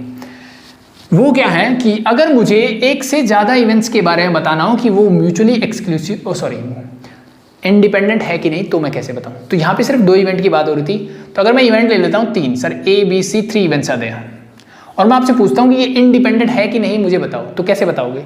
तो उसके लिए कंडीशन सिंपल सी होगी कि मुझे प्रोबेबिलिटी ऑफ, पहले मुझे निकालना होगा ए इंटरसेक्शन बी, मुझे चेक करना है कि ये दोनों इंडिपेंडेंट होने चाहिए। मतलब 3 इवेंट जो है इंडिपेंडेंट कब होंगे, जब कोई 2-2 का पेयर बना दो पहले, वो सारे क्या होने चाहिए सर, इंडिपेंडेंट होने चाहिए। मतलब A intersection B is equal to probability of A into probability of B, तो इसका मतलब ए और बी क्या है, इंडिपेंडेंट। सिमिलरली ए और सी की मैं अगर बात करूं तो ये भी क्या होने चाहिए, इंडिपेंडेंट होने चाहिए। और सिमिलरली प्रोबेबिलिटी ऑफ कौन सा बचा सर, बी और सी बच गया, so this is probability of B into probability of C, and इसके साथ the last condition is probability of A intersection B intersection C is equal to probability of A, probability of B and probability of C. तो कोई भी अगर 3 event आपके पास मिलेंगे तो उसकी कंडीशन जो है वो कुछ ऐसी हो जाएगी, ये ध्यान रखें, ठीक है। तो ऐसा नहीं है कि 2 इवेंट की तरह ये वाला, नॉर्मली बच्चे क्या करते हैं, ये वाला काम करेंगे और बोल देंगे इंडिपेंडेंट, नहीं ऐसा नहीं हो सकता, ठीक है। आपको ये चारों कंडीशन चेक करनी है अगर इवेंट 2 से ज़्यादा हो। अगर इवेंट 4 हो तो भाई चारों 2-2 का पेयर लो, पहले चेक करो, फिर 3 का पेयर, फिर 4 का पेयर, ठीक है। ऐसे ही करना है आपको, ठीक है। बट उतना पूछा नहीं जाता, दैट्स इनफ। बस आपको इतना पता हो कि 3 के लिए ये पूछा जाए, मैक्सिमम ये पूछा जा सकता है आपसे, इसलिए मैंने अब बताया, दैट्स इट, ठीक है। So hope show note down कर लिया, क्लियर है। सो नेक्स्ट देखते हैं। सो ये क्वेश्चन नंबर 7, 8 हो गया, 7 मैंने प्रूव करवा दिया था,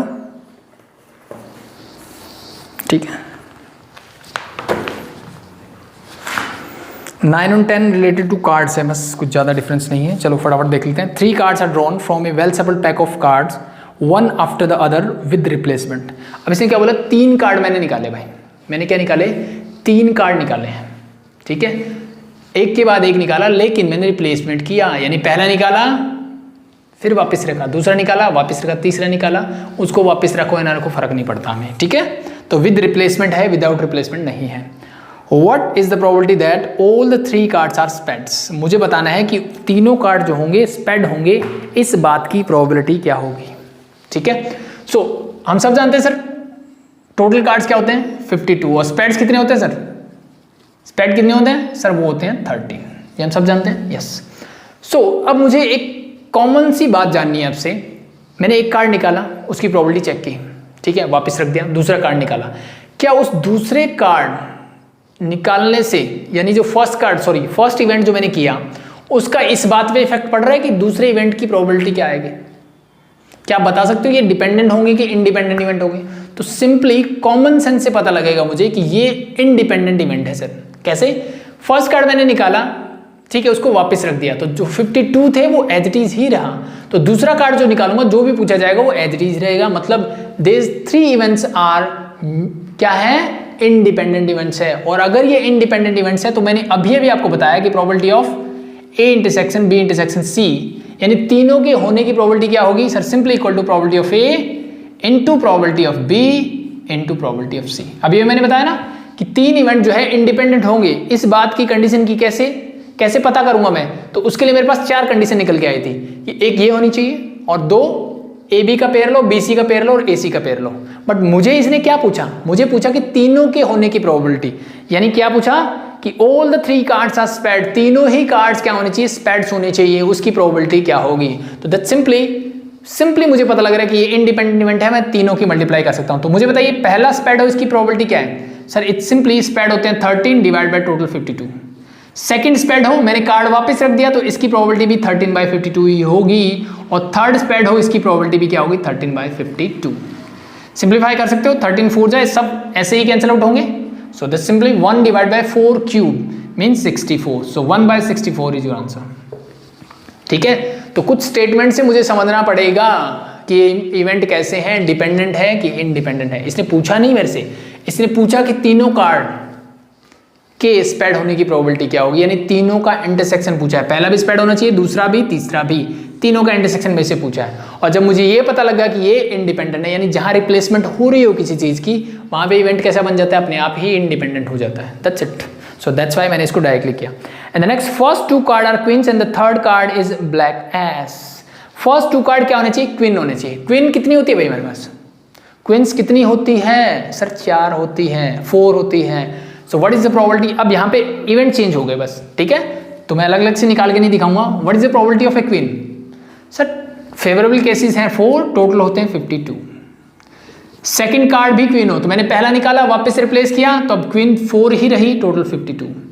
and last one is black S. Black S मतलब कितने होते हैं? 2, एक तो स्पेड वाला, एक है क्लब वाला, ठीक है। So this become 2/52। सिंप्लीफाई कर लो and you get your answer. Easy, it's very very easy, ठीक है। सिमिलरली मेरे पास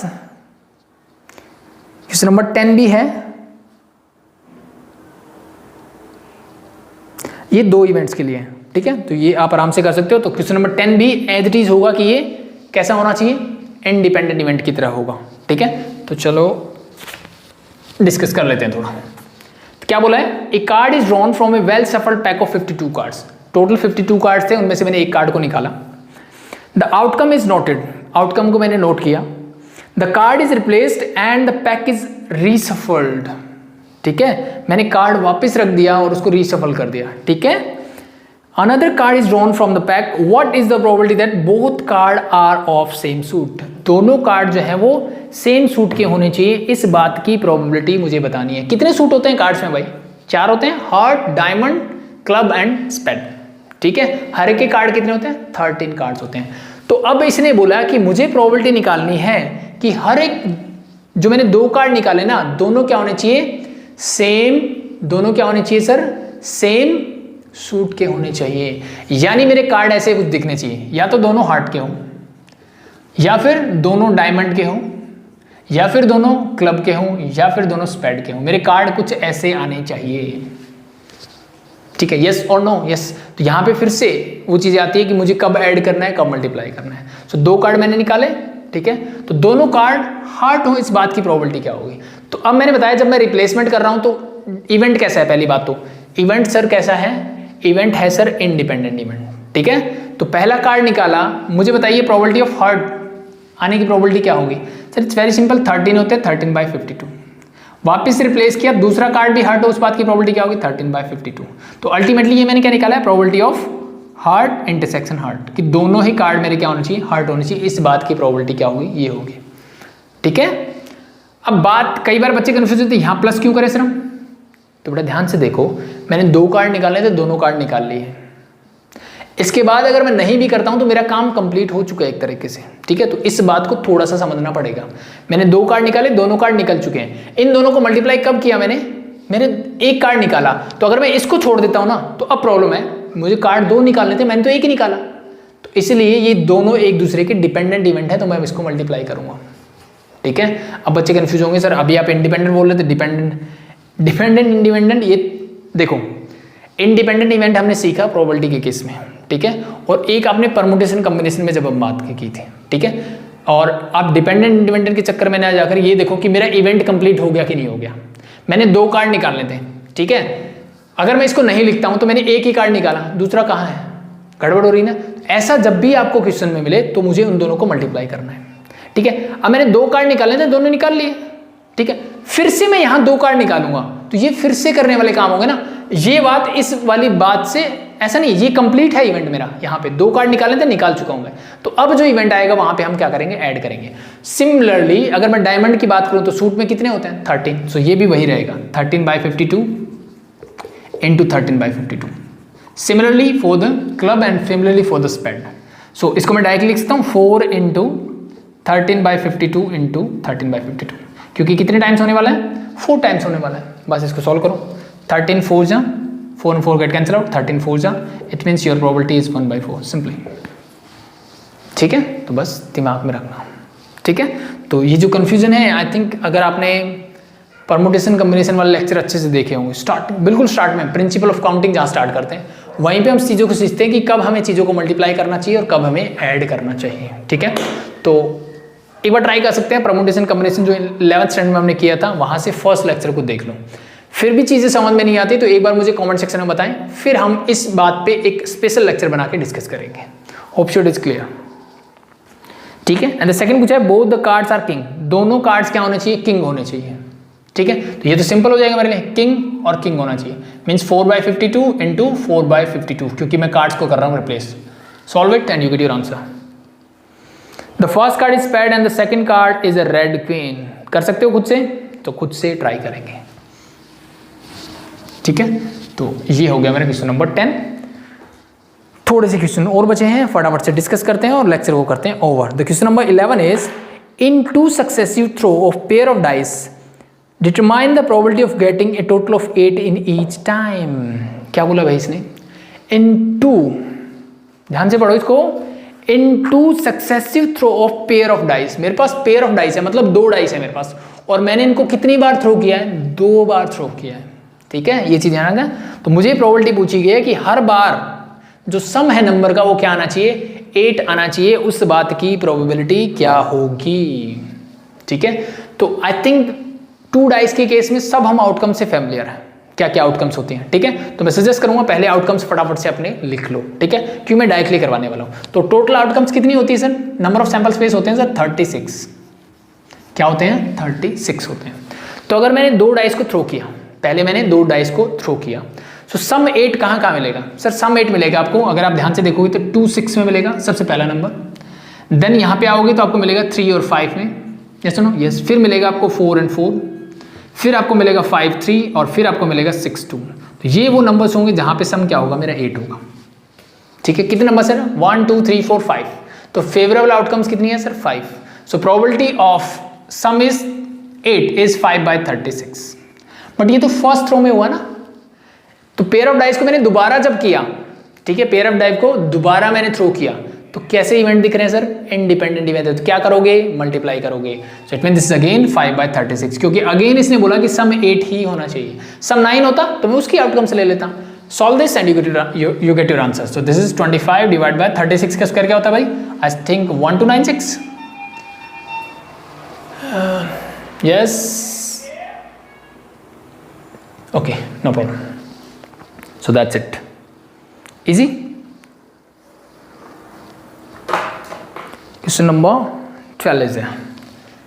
क्वेश्चन नंबर 12 में एक और कॉन्सेप्ट है जो 11th स्टैंडर्ड से आया, that is your odd in favour and odd in against, ठीक है। क्वेश्चन नंबर 12 ने क्या बोला, एक बार पढ़ता हूं। The odd in favour of one student passing a test is 3/7। So odd in favour मुझे गिवन है सर, ऑड्स इन फेवर क्या गिवन है sir, it is your 3/7 and the odd against another student, odds against कितना given है sir? It is given 3/5। दूसरे student के odd against another student passing it are 3/5, what is the probability that both pass the test? मुझे probability निकालनी है कि दोनों test में पास हो जाएंगे।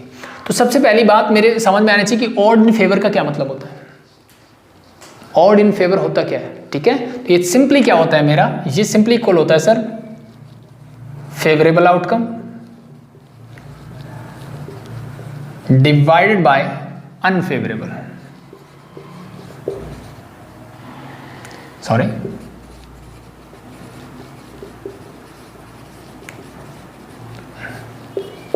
ठीक है। तो ऑड इन फेवर क्या होता है? Favourable outcome divide by unfavourable, जो फेवर नहीं करती है और जो फेवर करती है उनका रेशियो होता है। ठीक है, तो ऑड इन फेवर की जब हम बात करेंगे ना, तो सिंपल सा ये होता है भाई 3/7 जैसे मैंने लिखा, तो इस स्टूडेंट के पास होने के चांसेस क्या है? 3 है, बट फेल होने के चांसेस क्या है? 7। पास होने के क्या है? 3, फेल होने के क्या है? 7 चांस है। टोटल नहीं बता रही, ठीक है। तो टोटल चांस क्या होंगे? इन दोनों का ग्रेड में कर दूं तो 10, तो टोटल 10 में से 3 चांस फेल होने के, 7 चांसेस क्या है? 3 चांस है पास होने के और 7 चांस क्या है? फेल होने के। जब मैंने बोला ऑड अगेंस्ट, तो ये हो जाता है उल्टा सर। ऑड अगेंस्ट मतलब ऊपर जो रहेगा मेरा अनफेवरेबल आउटकम्स रहेगा और नीचे रहेगा वो मेरा रहेगा फेवरेबल आउटकम्स। सो यानी इस स्टूडेंट के ऑड अगेंस्ट बोला है ना, तो अनफेवरेबल मतलब ऑड अगेंस्ट पासिंग, तो मतलब फेल होने के चांसेस इतने हैं और पास होने के चांसेस क्या है? 5 है। चीजें clear? Hope so it is clear, ठीक है। सो अब यहां से मैंने प्रोबेबिलिटी निकालनी सीखी है क्या? तो अगर मैं इस इवेंट को प्रोबेबिलिटी ऑफ ए बोलूं तो कैसे निकालते हैं? तो ये चीज हमने सीखी थी लास्ट क्लास में कि किसकी प्रोबेबिलिटी चाहिए? उसके पास होने की। तो ऑड इन फेवर मुझे गिवन है, तो पास कब होगा? 10 में से 3 टाइम्स होगा। तो नहीं, ऊपर क्या आना चाहिए? फेवरेबल आउटकम्स, और डिवाइड में नीचे क्या आती है? Total outcomes. और वो कैसे निकाली जा सकती है? इन दोनों को ऐड करके, means 3 + 7। So this simply become your 3/10। क्या ये चीज समझ में आई कि नहीं आई? ठीक है, odd in favour, odd in against, ये हम 11th स्टैंडर्ड में पढ़ चुके हैं। फिर से मैंने एक बार रिपीट किया कि ऑड इन फेवर का मतलब क्या होता है? This is the ratio of favourable outcome divide by unfavourable outcomes, ठीक है। और ऑड अगेंस्ट का मतलब होता है unfavourable outcomes divide by favourable outcomes, मतलब इसका उल्टा हो जाता है, ठीक है। तो मुझे क्या गिवन था? मुझे ये गिवन है sir, the odds in favor of one student passing the test is 3/7। भाई स्टूडेंट पास होगा उसके फेवर में जो odds हैं वो क्या है? 3/7 है। मतलब 3 चांसेस अगर उसके पास होने के, 7 चांसेस है उसके फेल होने के, ठीक है। तो प्रोबेबिलिटी ऑफ ए और प्रोबेबिलिटी ऑफ पासिंग मैं निकाल रहा हूं किसकी प्रोबेबिलिटी? कि वो स्टूडेंट पास हो जाएगा। Passing of student A, student A के पास होने की प्रोबेबिलिटी मैंने निकाली, पी ए से डिनोट किया। भाई फेवरेबल आउटकम्स कितनी है? वो तो गिवन है 3 है सर। टोटल आउटकम्स कैसे निकालोगे? 3 पास होने की है, 7 फेल होने की है, तो टोटल क्या हो जाएगा? 3 + 7 मींस दिस बिकम 3/10, सिंपल, ठीक है। Similarly for the second student, what is the probability of कि वो स्टूडेंट पास होगा, इस बात की क्या प्रोबेबिलिटी है ये बताइए। दूसरा स्टूडेंट पास होगा, इस बात की क्या प्रोबेबिलिटी है? तो अब ये इसने दिया अगेंस्ट, तो इसका मतलब होता है unfavourable divide by favourable outcomes. तो फेवरेबल उसके पास होने के चांसेस कितने हैं? 5 है, तो वो आएगा फेवरेबल आउटकम्स में, divided by total 5 + 3 means 8। So this simply become 5/8। सो ये दो चीजें यहां तक क्लियर हो जानी चाहिए, सिंपल। उसके बाद इसने पूछा क्या है? What is the probability that both pass the test? मुझे प्रोबेबिलिटी बतानी है कि दोनों जो है वो टेस्ट को पास करेंगे, मींस मुझे प्रोबेबिलिटी निकालनी है, probability of A intersection B, ठीक है। और जब भी क्वेश्चन करो ना, ये डिफाइन करके लिख देना कि इवेंट ए मैंने डिफाइन किया। क्या डिफाइन किया? भाई ए स्टूडेंट ए जो है वो पास हो जाएगा, ये मैंने स्टूडेंट बी जो है वो पास हो जाएगा, उस तो इवेंट उसकी तरह डिफाइन कर देना, ये निकालनी है। अब मुझे ये बताइए, क्या ये दोनों इवेंट जो है डिपेंडेंट है कि इनडिपेंडेंट है? पहली बात, क्या इस बात का ये स्टूडेंट फेल होगा या पास होगा, इस बात का इस पर फर्क पड़ता है क्या? ठीक है, इस बात का तब फर्क पड़ सकता है जब ये इसकी कॉपी कर रहा हूं पूरी की पूरी, ठीक है। बट ऐसा नहीं लेके चलते हैं, ठीक है। तो इसका मतलब ये अपना एग्जाम देगा भाई, ये अपना देगा, ठीक है। जो अच्छा लिख के आएगा वो पास हो जाएगा, अदरवाइज फेल हो जाएगा। Means these are independent event, normally these are independent event. अगर ये इंडिपेंडेंट इवेंट है तो इन दोनों की प्रोबेबिलिटी किसकी इक्वल होगी? Sir probability of A into probability of B. That's quite simple, put the values. So probability is 3/10 into 5/8. Solve it. 5 2s are 10, so this simply become 3/16. So that's your answer. ठीक है, तो ये एक चीज़ थी जो हमें थोड़ी सी रिवाइज करनी थी कि odd in favour and odd against क्या होते हैं। अगर ये हमें पता है तो फिर हमारे लिए क्वेश्चन बहुत आसान है। सो ये हो गया मेरा क्वेश्चन नंबर 12। ठीक है, और क्वेश्चन नंबर 13, 14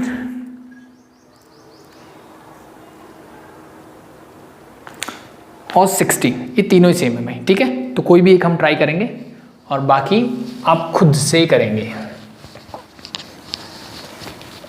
क्वेश्चन नंबर 13 देखते हैं। चलो क्या बोला है कि the probability that a boy will get scholarship is 0.9। भाई प्रोबेबिलिटी एक स्टूडेंट स्कॉलरशिप मिलेगी उसको, उसकी चांसेस है 0.9, और दूसरे स्टूडेंट को प्रोबेबिलिटी स्कॉलरशिप मिलेगी and that a girl will get the scholarship is 0.8। एक लड़के को स्कॉलरशिप मिलेगी उसके ये चांसेस हैं, एक लड़की को मिलेगी उसके ये चांसेस हैं। What is the probability that at least one of them will get the scholarship. मुझे बताना है कि कम से कम एक को क्या मिलना चाहिए, स्कॉलरशिप मिले, इस बात के कितने चांसेस हैं। एटलीस्ट वन, दोनों की बात नहीं की, इसने बोला है कम से कम एक को, यानी किसी लड़के को मिल जाए, किसी लड़की को मिल जाए या दोनों को मिल जाए, दोनों ये केस अप्लीकेबल होंगे यहाँ पे। ठीक है, ये दोनों ही केस क्या होंगे, चलेंगे यहाँ पे। तो इस चीज़ को कैसे करोगे, एटलीस्ट वन मैंने बता दिया ना कि या तो जैसे अगर मैं इसको रिप्रेजेंट करूँ लेट बी, मैं इसको बी से लिख लेता हूँ, इसको मैं जी से लिख लेता हूँ। ठीक है, कि बॉय को स्कॉलरशिप मिले उसके चांसेस इतने हैं, गर्ल्स को मिले उसके चांसेस इतने हैं। ठीक है, सो अब मैं आपसे पूछता हूँ कि एटलीस्ट वन का क्या मतलब है। मतलब ये है सर किसी लड़के को मिल जाए, ठीक है, लड़की को ना मिले चाहे, ठीक है, प्लस किसी लड़के को ना मिले लड़की को मिल जाए, और प्लस तीसरा चांस मेरे पास हो सकता है कि दोनों को ही मिल जाए। ठीक है, दोनों में से कम एटलीस्ट एक को स्कॉलरशिप मिलनी चाहिए, वो चीज मेरे से पूछी गई है। ठीक है, अब एक तरीका इस क्वेश्चन को करने का ये है, दूसरा तरीका ये भी है कि किसी को ना मिले। मैंने बोल दिया कि अगर मैं ये निकाल दूं कि ना तो लड़के को स्कॉलरशिप मिली ना लड़की को स्कॉलरशिप मिली और इसको 1 में से माइनस कर दूं तो अल्टीमेटली इसी की बात कर रहा हूं मैं, ये सुनो। ठीक है, ये मुझे प्रोबेबिलिटी देगा कि ना तो लड़के को मिली ना लड़की को मिली, टोटल जितना था उसमें से अगर मैं ये माइनस कर दूंगा तो क्या मिलेगा कि कम से कम किसी एक को तो मिली। ठीक है, तो इस क्वेश्चन को ऐसे भी कर सकते हो ऐसे भी कर सकते हो, ये तरीके हम पहले से जानते हैं। ठीक है, तो मैं इसको इस तरीके से करना प्रेफर करूंगा, आसानी से कैलकुलेशन कम हो जाएगी, क्योंकि ये क्वेश्चन छोटा है, आप इससे भी कर सकते हो, लेकिन कई बार कैलकुलेशन बड़ी होती है तो वहां पे आपको समझना चाहिए। जहां पे एटलीस्ट एटमोस्ट वाली कंडीशन आती है ना, वहां पे मोस्ट प्रोबेबली केसेस बना के देखो ऐसे। ठीक है, तो इस क्वेश्चन में 4 ही केसेस पॉसिबल है। द फर्स्ट वन लड़के को मिले लड़की को ना मिले, सेकंड वन लड़के को नहीं मिले लड़की को मिले, थर्ड वन दोनों को मिले, और चौथा केस बन सकता है दोनों को ही ना मिले। ठीक है, तो एक तरीका ये है कि ये तीनों केसेस की प्रोबेबिलिटी निकालो और उनको ऐड करो। दूसरी कंडीशन ये है कि सिर्फ एक केस की निकालो, उसमें 1 में से माइनस कर दो, तो वो आपकी चॉइस है, जैसे निकालना चाहो आप निकाल सकते हो। ठीक है, तो दोनों को ही नहीं मिले इस बात की प्रोबेबिलिटी क्या होगी। तो सबसे पहले उसके लिए मैं निकालता हूं कि प्रोबेबिलिटी ऑफ कि एक लड़के को यानी बी कॉम्प्लीमेंट लड़के को स्कॉलरशिप ना मिले, तो मतलब भाई मिले नहीं मिले कैसे निकालते हैं, 1 minus 0.9 it simply become 0.1। Similarly एक लड़की को स्कॉलरशिप ना मिले उस बात की प्रोबेबिलिटी क्या होगी, 1 माइनस 0.8 मीन्स 0.2। चीजें क्लियर यहां तक, किसी को दिक्कत नहीं होनी चाहिए। नाउ मैं निकालता हूं probability of B complement intersection G complement, दोनों के इंटरसेक्शन लेना मुझे। ठीक है, तो अगेन ये किसके इक्वल होगा sir, this simply equal to probability of B complement into probability of G complement. ऐसा क्यों, again these are the independent event, क्योंकि स्कॉलरशिप डिपेंड नहीं करती। यहाँ पे ऐसी बात नहीं हो रही कि इसको मिलेगी तो इसको नहीं मिलेगी, इसको मिलेगी तो इसको नहीं मिलेगी। ठीक है, ये कॉम्प्लीमेंट नहीं है एक दूसरे का। ठीक है, अब जो अच्छा परफॉर्म करेगा उसको मिलेगा। ठीक है, तो अगर ए और बी इंडिपेंडेंट है तो उनका कॉम्प्लीमेंट भी क्या होता है, इंडिपेंडेंट होता है। तो बस use this, so this become 0.1 into 0.2 and that's simply equal to 2, so 0.02 0.02। तो ये प्रोबेबिलिटी आ गई इसकी, किस में से माइनस करोगे, 1 में से, तो यू गेट योर आंसर। तो probability of at least 1 of them get the scholarship is equal to 1 minus 0.02, so your answer is 0.98, that's your answer. Easy, थोड़ा सा कॉन्सेप्ट समझो, चीजें क्लियर हो जाएगी। ठीक है, सिमिलरली आप क्वेश्चन नंबर 14 कर सकते हो, इसमें भी सही बोला है, परसेंटेज में दे दिया बस पॉइंट की बजाय, तो आप उसको पॉइंट में कन्वर्ट कर सकते हो कि A can solve 90% of problem given in the book and B can solve 70%। What is the probability that at least one of them will solve the problem selected at random from the book. Same as it is question है, सिर्फ scholarship की जगह उसने क्या change कर दिया, सिर्फ question बोल दिया कि ये प्रॉब्लम को सॉल्व कर सकता है, दैट्स इट, और कोई डिफरेंस नहीं। सिमिलरली क्वेश्चन नंबर 7 है, वहां पे परसेंटेज की बजाय फ्रैक्शंस में नंबर गिवन है, दैट्स इट। ठीक है, सो ये तीनों पार्ट आप खुद से करेंगे। अब मैं सिर्फ आपको बताता हूं क्वेश्चन नंबर 15, जो आज का हमारा लास्ट क्वेश्चन होगा। Find the chances of throwing a 5 or 6 at least once in 4 throws of single die। भाई एक मेरे पास सिंगल डाई है और मैंने उसको कितनी बार थ्रो किया, 4 टाइम्स थ्रो किया। तो पहले तो मुझे बताओ नंबर ऑफ सैंपल स्पेस क्या होंगे उसके, क्या मैं लिख सकता हूँ यहाँ पे, थोड़ा मुश्किल है, ठीक है, क्योंकि जब मैं एक डाई थ्रो करता हूँ मेरे पास चांसेस क्या होते हैं, 6 आउटकम्स आती है, 1 2 3 4 5 6। 2 डाइस थ्रो करूँ तो क्या आता है, 6 × 6 मीन्स 36। 3 डाइस थ्रो करूँ तो 6 × 6 × 6 means 6 raised to power 3 means 216। Similarly in case of 4 dice this simply become 6 raised to power 4। तो जब भी आप डाई थ्रो करते हो तो टोटल आउटकम सिंगल डाई में 6 होती है, जितनी भी बार थ्रो करते हो पावर चढ़ा दो, दैट्स योर टोटल आउटकम्स आते हैं। क्लियर, यहाँ तक कोई दिक्कत नहीं है। अब इसने बोला कि 4 डाइस को मैंने ऐसे थ्रो किया तो ऐसे 4 नंबर आएंगे, यस और नो, यस। तो उनमें से क्या बोला इसने कि at least find the chance of throwing a 5 और 6 at least once in 4 throw of single die. भाई इनमें से कम एक बार क्या आना चाहिए, 5 और 6 आना चाहिए। क्या आना चाहिए, 5 और 6 आना चाहिए कम से कम एक बार। ठीक है, कितने चांस बन सकते हैं, ध्यान से देखो। यहां मान लो 5 आ गया तो यहां 3 पे कुछ भी आए कोई फर्क नहीं पड़ता, यहां 6 आ जाए फिर कुछ भी आ जाए कोई फर्क नहीं पड़ता। 2 5 भी तो आ सकते हैं, 3 5 भी आ सकते हैं, 4 5 भी आ सकते हैं, 1 5 1 6 भी आ सकता है। ठीक है, कितनी सारी आउटकम्स बन रही है यहाँ पे। ठीक है, तो क्या ये क्वेश्चन इस वे से करना एटलीस्ट वाले, जैसे मैं बता रहा था लास्ट क्वेश्चन मैंने एग्जांपल दिया कि बेटा 4 ही केस बन रहे थे, एक में 3 बन रहा था, एक में 1 बन रहा था, एक से करना आसान हो गया मेरे लिए। ठीक है, तो वही चीज अगर मैं यहाँ पे फॉलो करूँ तो ध्यान से देखिए आप। अब मैं बोलता हूँ कि 5 6 को भूल गया भाई, मैं कम से कम एक बार आना चाहिए ना, मैं बोलता हूँ आना ही नहीं चाहिए। मैं प्रोबेबिलिटी इस बात की निकालता हूँ कि 5 और 6 नहीं होना चाहिए मेरी आउटकम्स में, तो वो कितने चांस है, 5 और 6 नहीं होना चाहिए। तो हर डाई पे मेरे पास आउटकम होती है 1 2 3 4 5 6। 5 6 नहीं आना चाहिए तो बाकी कितने बचे, 4। तो इसका मतलब मैं फर्स्ट प्लेस को कितने वे से फील कर सकता हूँ, 4 वे से। सेकंड प्लेस को सर फिर से नंबर तो चाहिए ना, 5 और 6 नहीं आना चाहिए तो 4 ही बचे, so simply 4th and 5th। तो चारों डाइस के जो प्लेस हैं उसको मैं इस वे से फील कर सकता हूं अगर मुझे 5 और 6 नहीं चाहिए तो। अब मैं पूछता हूं कि इनकी मल्टीप्लाई होगी या फिर इनको ऐड करोगे। सर मैंने 4 डाई को थ्रो किया, तो अगर मैं कोई भी एक को हटा के देखूं तो यहाँ तो 3 डाइस ही क्या हुई, थ्रो हुई। इसका मतलब मुझे चारों चाहिए, इसका मतलब मुझे चारों को मल्टीप्लाई करना पड़ेगा, दैट्स सिंपल। ठीक है, so the number of favourable outcomes, और वी कैन से, मैं क्या निकाल रहा हूं यहां पे मेरे पास क्या नहीं होना चाहिए, 5 और 6 नहीं होना चाहिए। ठीक है, तो 5 और 6 नहीं होने के चांसेस क्या है, ये 4 × 4 × 4 × 4 मीन्स 4 raised to power 4।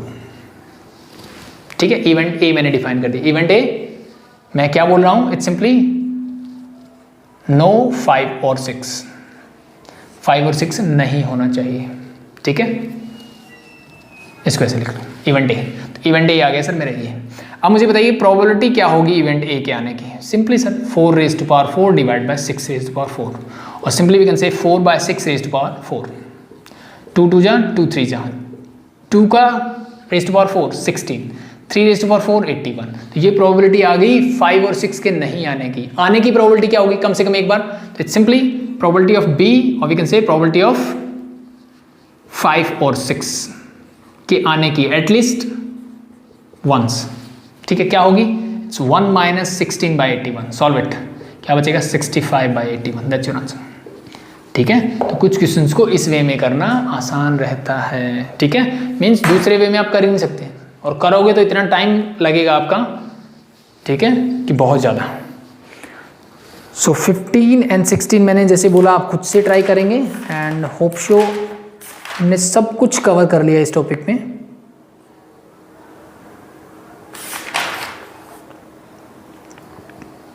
ठीक है, दैट्स इट। सो अगेन अगर कोई भी डाउट हो कमेंट सेक्शन में आप मेरे से पूछ सकते हैं, या फिर डिस्क्रिप्शन में डाउट ग्रुप का लिंक मिल जाएगा, उसको ज्वाइन कर लो। ठीक है, तो और अगर आपको वीडियोस पसंद आ रही हैं तो ज़्यादा से ज़्यादा अपने दोस्तों को शेयर करें, ठीक है। और किसी भी टाइप का कोई भी डाउट हो कमेंट सेक्शन में बताएं, या फिर डिस्क्रिप्शन में डाउट ग्रुप का लिंक है उसको ज्वाइन कर लें। अभी के लिए थैंक यू।